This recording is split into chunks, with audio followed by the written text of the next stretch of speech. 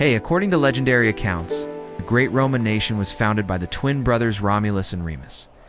Everyone knows that story, right?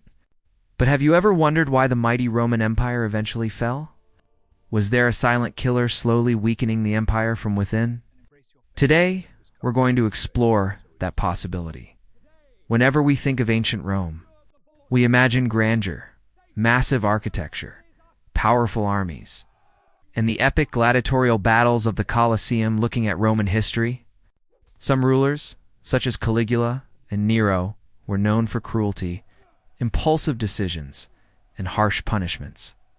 Roman civilization was extremely wealthy and lavish, and one thing deeply woven into daily life was wine. Wine was not just a drink, it was part of culture, religion, medicine, and social gatherings. Ordinary citizens commonly drank wine every day, usually diluted with water, sometimes as much as 1 to 2 liters.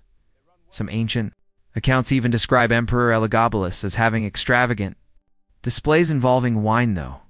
These stories may be exaggerated because wine was so important. Romans experimented with ways to improve its flavor. One popular additive was sapa, a sweet syrup made by boiling grape juice. Pliny the Elder describes sapa as a man-made product created by concentrating grape must through heating. However, it was a hidden risk. Sapa was often prepared in lead vessels. When acidic grape juice is heated in lead containers, lead can dissolve into the liquid and form lead acetate, historically known as sugar of lead. It's a toxic compound with a sweet taste.